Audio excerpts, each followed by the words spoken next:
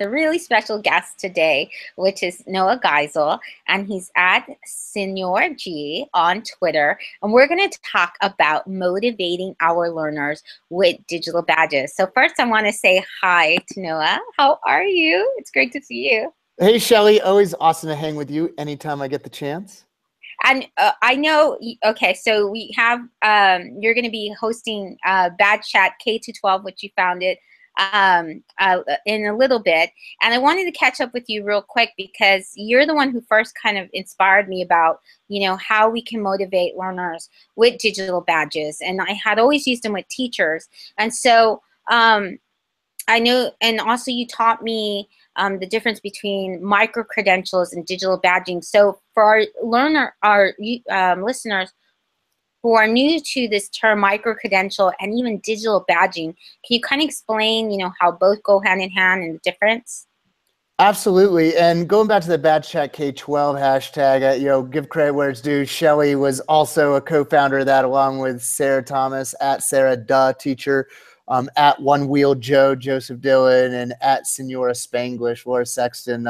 Definitely took a village to launch that, and we're coming up here in just a few weeks on our 3-year anniversary. Can you believe it's been that long since we started doing that every Monday afternoon? And yeah, we've come a long way since sketching on the back of a napkin in a restaurant in San Antonio. And I think your question is really important because a lot of people do look at the badge word and it has this playful nature to it and history to it. And so it is a little confused between a digital badge and a digital badge credential. And, I tell people it's a lot like squares and rectangles, that all squares are rectangles, but not all rectangles are squares. And so, micro credentials that are digital can be digital badges, but not all digital badges are also function as credentials. And so a badge, just like in gaming environments, motivational environments, are recognitions, right? It's a way to let somebody know, yes, you've done this, and now you can communicate that to other people. When we start to get into digital badge credentials, we really hone in more on that communication piece. And so, one of the great things with digital badges is they're digital. You can attach evidence to them.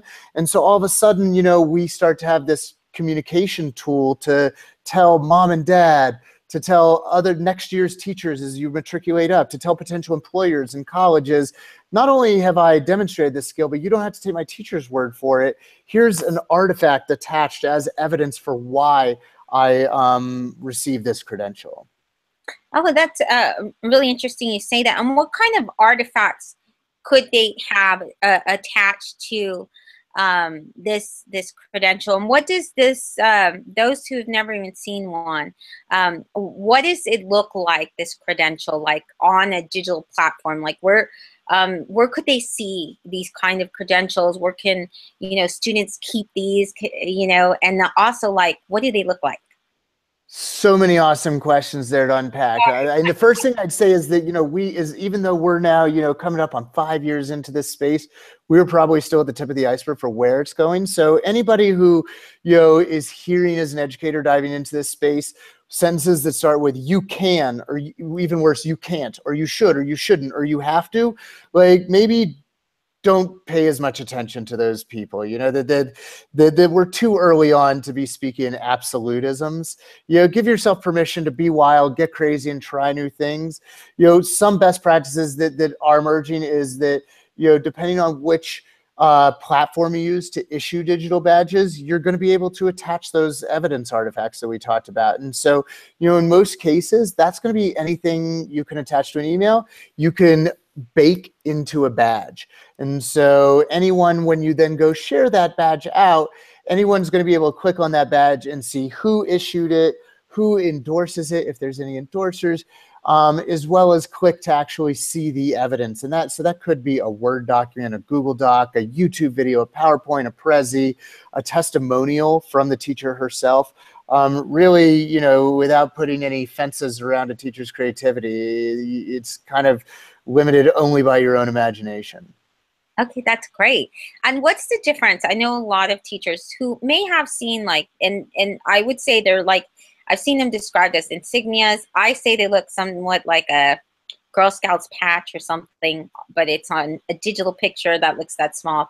But or my dad's bowling patches, you know, things like that. Digital badges range from a bunch of different styles. But when a student receives this, you know, symbol or insignia, or token, I've heard them all called too, Yeah. different terms, but what differentiates it? Why is it different than an award or a sticker or something? Because that's a common question we get from a lot of teachers who are worried they're giving an award. Totally. And for those teachers who aren't worried about that, who are looking and thinking, oh, yeah, I can give an award and it's digital, great. Go do that and be awesome. And hopefully your kids love it. Right. And so, you know, I don't want to say that we can't do that. What I would say is that, you know, especially when we're treating the digital badge as a digital badge credential, we're doing an award that's like an award on these amazing steroids, right? It's not just a participation trophy that everyone gets one. It's something where, you know, you are setting rigorous criteria and you are then, you know, saying to the world of who might be what we would call consumers or an audience of that badge, hey, this student got credentialed in this skill because they met this really rigorous criteria and the evidence attached. You know that they did it, and here's why.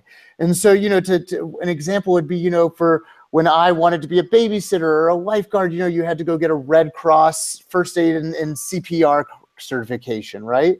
And so if the Red Cross chose to turn that into and that's a credential that I carried in my wallet, right? I had this little cardboard business card, right? But if they wanted to turn that into a digital badge credential, the step that they might do for that is to say, here's your card and you have this digital version of it. And on it, there's a video proving that you, yes, in fact, can sustain 60 seconds of sustained chest compressions, right? And so there's all of a sudden gets to be, you know, all these issues that like trust, which are really big, right? That especially with so many people, you know, fabricating credentials out there, you know, that this gets into trust and legitimacy. And it also, I think there's a lot of equity things that come into play because when we get from elementary to middle and then into high school and beyond, we start to have what are called open badges. And that means that you can share them externally. You can put them on LinkedIn. Soon enough, you're going to actually be able to put them onto the Common App for colleges. And so, you know, as we get to that place where there's this real world audience for these badges, I think that, you know, people are going to really start to realize, oh, wow, yeah, this is way more than a award. And we get to a place where real world employers, before they, you know, even start looking at resumes, just have machines reading applications and saying, we're looking for skills X, Y, and Z. Who has been credentialed in those skills? And I think there's huge implications there for access and equity, you know, when all of a sudden the first layer that people are getting through of HR is completely blind to last name, gender, race, right? And so, you know, the only bias that's coming is the positive bias of do you or do you not have skills that we value in this position? Well, I think it's just awesome. I remember, yeah, back in the day, before you know, it's been over 3 years. That's so amazing. And you've done so much then, you know, like saying, hey, you know, can I pick your brain and show you something in my, you know, what I'm already working on with you already started with, you know, a team of teachers already. You had started with a bunch of people, and I was like, oh my gosh, this is awesome what, you know, you're envisioning, and it's come to fruition. And I'll be posting the links to that in the blog. But I just And think I could use a testimonial of that conversation and then this little screen capture of you talking about that if we were going to issue Shelley Terrell the 30 goals, be someone else's champion badge. You know, I think you would have just earned it right there, and we would have the evidence to prove it. and I mean, that's what it started in my book, you know, like that each mission has to have a badge to go with it. It was like, there's the credential, you accomplished this mission. And but the other part in the book, which I thought was really important too, and we talked about a lot too, was the fact that students also recognizing that, like, how important it is for someone else, you know, and part of even citizenship, like being a good person, is recognizing things you value in others. So in taking that step, not only the teacher goes into, give the badge. But when another student, for those teachers who do take on that mission and their students create, what are some things that, what's the kind of conversation they should have with their students about, not that so it doesn't turn into, oh, I'm going to do it to Sally because she's my best friend, that it ends up being like something they actually do value within another peer. Yeah, I think that's a really powerful question. I think the most right answer is probably in the heart of every teacher watching this who knows their student in their classroom best.